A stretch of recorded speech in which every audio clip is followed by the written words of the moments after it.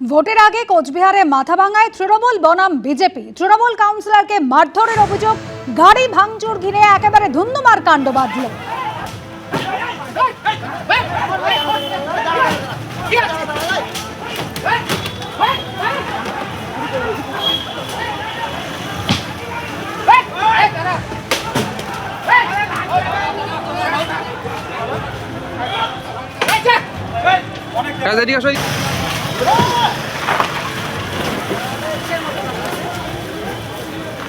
প্রথম দফায় 23শে April vote রয়েছে কোচবিহারে। তার আগেই সম্মুখ সবর গতকাল পার্টি অফিসের সামনে জমায়েত করেন তৃণমূলের কর্মী সমর্থকরা।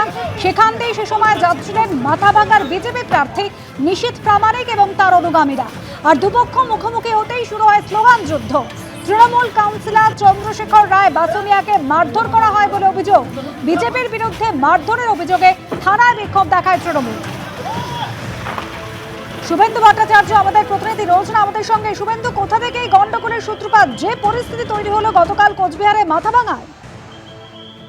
দেখো, গতকাল সন্ধ্যা 6টা নাগাদ মাথাভাঙা শহরের 5 নম্বর ওয়ার্ডের তৃণমূলের পার্টি অফিসে সেখানে তৃণমূলের কর্মীরা জড়ো হচ্ছিল।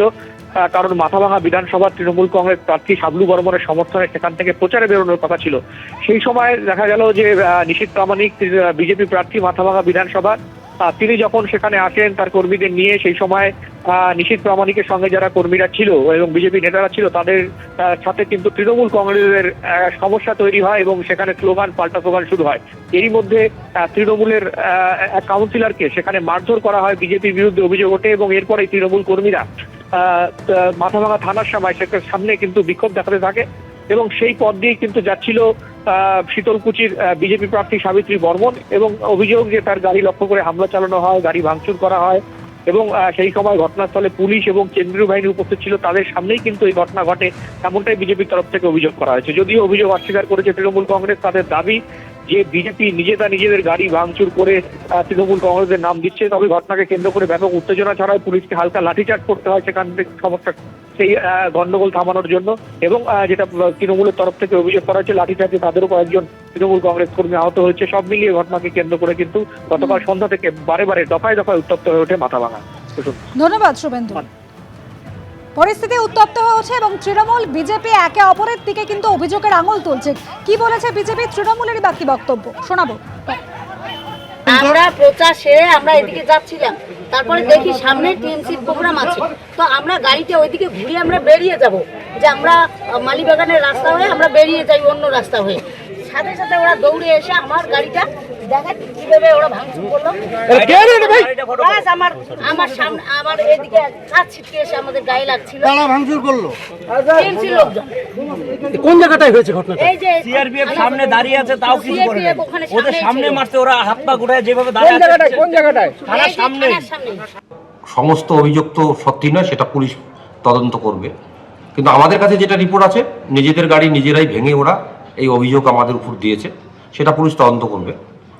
আর লাঠিচার্জ হয়েছে সেটাও হচ্ছে আমাদের সমর্থক যারা ছিল ওখানে একটা ঘটনার পরিপ্রেক্ষিতে ওখানে স্লোগান দিচ্ছিল, সেই সময় পুলিশ অতর্কিতভাবে ওখানে হচ্ছে লাঠিচার্জ করে। আজ সুপ্রিম কোর্টে এসআইআর মামলার শুনানি। নিয়ম অনুযায়ী ইতিমধ্যেই ভোটার তালিকা ফ্রিজ হয়ে গেছে। এসআইআরে যাদের নাম বাদ পড়েছে, ট্রাইব্যুনাল তাদের বৈধ বলে স্বীকৃতি দিলে তারা কি এবার ভোটের লাইনে দাঁড়াতে পারবেন, জানা যাবে আজ। ট্রাইব্যুনালে পাশ করলেও কি এবার ভোট দিতে পারবেন? বৈধ বলে প্রমাণিত হলেও ভোটের আগে কি তালিকায় নাম উঠবে? এসবের উত্তর পেতে সোমবার সুপ্রিম কোর্টের নির্দেশের দিকে তাকিয়ে রয়েছে পশ্চিমবঙ্গের বহু মানুষ। সর্বোচ্চ আদালতের নির্দেশের উপরই নির্ভর করছে এই ভোটারদের ভবিষ্যৎ। অন্যদিকে এই নিয়ে পাল্লা দিয়ে চড়ছে রাজনীতির পারদ। ওদের প্রথম খেলা ভোটার লিস্ট থেকে ভোটারদের বাদ দাও। কেন ভাই? সোনার বাংলা করবে? তো সোনার বাংলা যদি করতে হয় তাহলে বাংলার মানুষের নাম কেন বাদ? এই লিস্টেই তো তুমি সোনার বাংলার প্রধানমন্ত্রী হয়েছো, বাংলার দিল্লি। যাদের ভোট আছে একটা ভোটও বিজেপিকে দেবেন না। যারা ভুয়া ভোটার তাদের কোনোভাবেই ভোট দেওয়ার অধিকার নেই, এবং যাদের নাম বাদ গিয়েছে তারা যদি প্রমাণ করতে পারে যে তারা সঠিক ভোটার, তাদের নাম আসা উচিত। এসআইআরে পশ্চিমবঙ্গের ভোটার তালিকা থেকে এখনো পর্যন্ত 90,83,345 জনের নাম বাদ গেছে। যাদের নাম বাদ পড়েছে তারা ট্রাইব্যুনালে আবেদন করতে পারবেন। কিন্তু প্রথম দফার ভোটার তালিকা সোমবার এবং দ্বিতীয় দফার ভোটার তালিকা বৃহস্পতিবার ফ্রিজ হয়ে গেছে। ফলে ট্রাইব্যুনালে আবেদন করে নিজেদের বৈধ ভোটার বলে প্রমাণ করতে পারলেও এবারের বিধানসভা ভোট কি দিতে পারবেন তারা, সে নিয়ে প্রশ্ন রয়েছে। সুপ্রিম কোর্ট জানিয়েছে সোমবার এই বিষয়টি বিবেচনা করা হবে এবং প্রয়োজন হলে উপযুক্ত নির্দেশ দেওয়া হবে। নির্বাচন কমিশনের দায়িত্ব হচ্ছে অবাধ নির্বাচন করানো, কিন্তু প্রথমেই তারা ফেল্ড এই কারণে যে পশ্চিমবঙ্গে লক্ষ লক্ষ মানুষ এসআইআরের নামে ভোটদান থেকে বঞ্চিত হচ্ছে। তাই প্রথম পর্যায়ে তারা ব্যর্থ, কারণ অবাধ নির্বাচন মানে অবাধ নির্বাচক মণ্ডলীর তালিকা। সেটা যদি সম্পূর্ণ না হয় তাহলে অবাধ নির্বাচন আমার মতে অসম্পূর্ণ। বিচারাধীন থাকা 60 লক্ষের বেশি ভোটারের মধ্যে অবৈধ বলে চিহ্নিত হয়েছেন 27,16,393 জন। ভোটার তালিকায় নাম তুলতে জেলায় জেলায় কাঁড়ি কাঁড়ি আবেদনপত্র জমা পড়ছে। জোগাড় Shyamaprasad Mukherjee national institute of water and স্যানিটেশনের এই ভবনে সেসবের নিষ্পত্তি করতে তৈরি হয়েছে ট্রাইব্যুনাল হেডকোয়ার্টার। রবিবার পরিকাঠামো খতিয়ে দেখেন কলকাতা হাইকোর্টের প্রধান বিচারপতি সুজয় পাল, সঙ্গে ছিলেন জুডিশিয়াল অফিসার ও নির্বাচন কমিশনের আধিকারিকরাও। জেলায় জেলায় যেসব আবেদনপত্র জমা পড়েছে সেগুলি সহ অনলাইনের আবেদনপত্র সব এসে পৌঁছবে জোকার এই ট্রাইব্যুনাল হেডকোয়ার্টারে। এখানেই 19 জন জুডিশিয়াল অফিসার ভোটারদের নথি খতিয়ে দেখবেন। একজন অফিসার পিছু 3 জন করে এডিএম পদমর্যাদার আধিকারিক তাঁদের সহযোগিতার জন্য থাকবেন। এছাড়াও 200 জন মাইক্রো অবজারভার কাজ করবেন। নির্বাচন কমিশন সূত্রে খবর, সম্ভবত সোমবার থেকেই কাজ শুরু করবে ট্রাইব্যুনাল। অন্যদিকে সোমবারই 3 দিনের সফরে আসছেন এ রাজ্যে দায়িত্বপ্রাপ্ত senior deputy commissioner Gyanesh Bharti. উত্তরবঙ্গে আসছে নির্বাচন কমিশনের আরও একটি টিম। তার আগে রবিবার এসআইআর এর নামবাদের প্রতিবাদে পথে নামল দেশ বাঁচাও গণমঞ্চ। এটা একটা নোংরামি করছে, নোংরামি, যেহেতু ওদের হাতে পাওয়ারটা নির্বাচন কমিশনকে দিয়ে দিয়েছে, আর এই নির্বাচন কমিশনার রেফারি হয়ে পশ্চিমবঙ্গে এসে নিজেই খেলতে শুরু করে দিয়েছে। এই খেলাটা হবে না, এই খেলাটা খেলতে পারবে না ওয়েস্ট বেঙ্গলে।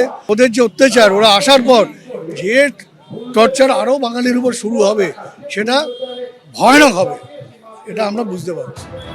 একই ইস্যুতে সরব হয়েছে the educationist forum West Bengal. Article 142 कहता है कि न्याय के लिए सुप्रीम कोर्ट कुछ भी कर सकता है, सारा देश का कानून को साइड में रख सकता है, कहता है न्याय के लिए जरूरी है। और सुप्रीम कोर्ट ने उसको इन्वोक किया है इस केस में। ये जो जुडिशियल एडजुडिकेशन प्रोसेस, इसका कहीं कानून में कोई प्रावधान नहीं है, सुप्रीम कोर्ट ने आर्टिकल 142 के तहत किया है। तो अगर वो आर्टिकल 142 के तहत वो कर सकते हैं तो आर्टिकल 142 के तहत ये भी कर सकते हैं।